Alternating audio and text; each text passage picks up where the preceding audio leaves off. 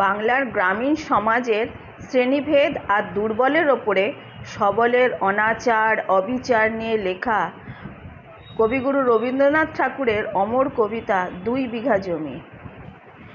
এই কবিতাটি আজকে ২৫শে বৈশাখ বিশেষ দিনে আমি আবৃত্তি করার চেষ্টা করলাম মাত্র।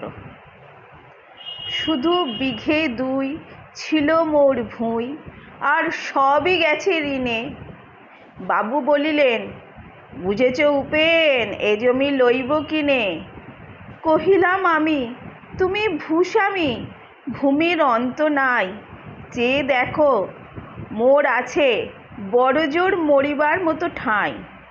শুনি রাজা কহে, বাপু জানো তো হে, করেছি বাগানখানা। পেলে ২ বিঘে প্রস্থে ও দীঘে, সমান হইবে টানা। ওটা দিতে হবে।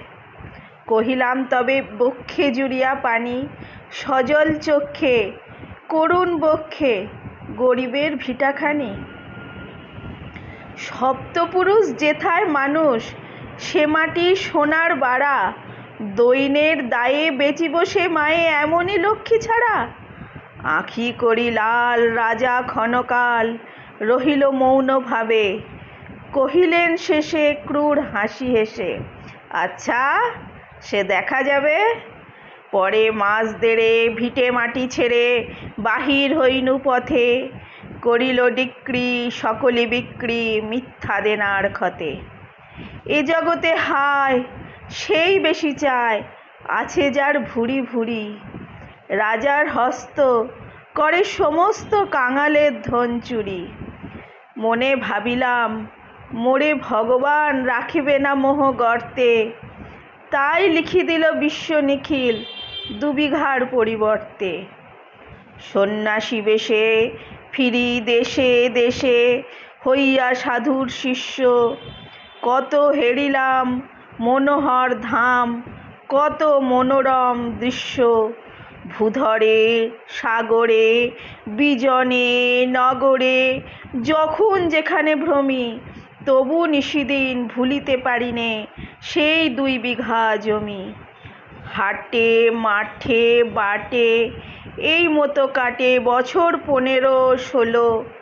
একদিন শেষে ফিরিবারে দেশে বড়ই বাসনা হলো।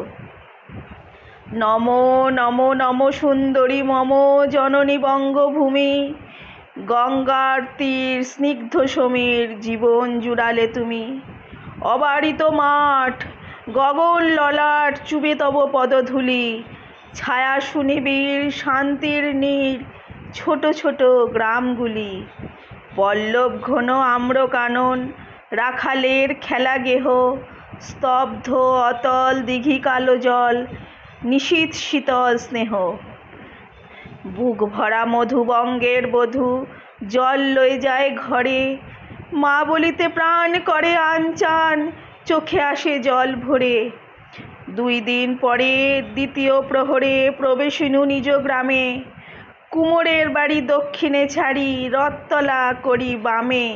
রাখি হাট খোলা নন্দীর গোলা, মন্দির করি পাছে। ত্রিশাতুর শেষে পৌঁছুনু এসে আমার বাড়ির কাছে।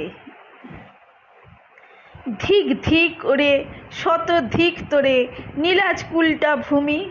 যখনই যাহার তখনই তাহার, এ কি জননী তুমি? সে কি মনে হবে একদিন যবে ছিলে দরিদ্র মাতা, আঁচল ভরিয়া রাখিতে ধরিয়া ফল ফুল শাক পাতা। আজ কোন রীতে কারে ভুলাইতে ধরেছ বিলাস বেশ, ৫ রঙা পাতা অঞ্চলে গাঁথা পুষ্পে খচিত কেশ। আমি তোর লাগি ফিরিছে বিবাগী, গৃহহারা গৃহহীন। তুই হেতা বসি ওরে রাক্ষসী, হাসিয়া কাটাস দিন। ধনীর আদরে গরব না ধরে, এতই হয়েছ ভিন্ন। কোনখানে লেশ নাহি অবশেষ, সেদিনের কোনো চিহ্ন। কল্যাণময়ী ছিলে তুমি ওই ক্ষুধাহারা সুধারাশি। যত হাসো আজ, যত করো সাজ, ছিলে দেবী হলে দাসী। বিদীর্ণ হিয়া ফিরিয়া ফিরিয়া চারিদিকে চেয়ে দেখি, প্রাচীরের কাছে এখনো যে আছে সেই আম গাছ কি। বসি তার তলে নয়নের জলে, শান্ত হইল ব্যথা।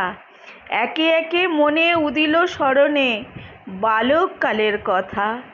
সেই মনে পড়ে জ্যৈষ্ঠের ঝড়ে, রাত্রে নাহিকো ঘুম, অতি ভোরে উঠি তাড়াতাড়ি ছুটি, আম কুড়াবার ধুম। সেই সুমধুর স্তব্ধ দুপুর, পাঠশালা পলায়ন, ভাবিলাম হায় আর কি কোথায় ফিরে পাবো সে জীবন। সহসা বাতাস ফেলি গেল শ্বাস, শাখা দুলাইয়া গাছে, দুটি পাকা ফল লোভিল ভূতল আমার কোলের কাছে। ভাবিলাম মনে, বুঝি এতক্ষণে আমালে চিলিলে মাতা, স্নেহের সে দানে বহু সম্মানে বারেক ঠেকানো মাথা।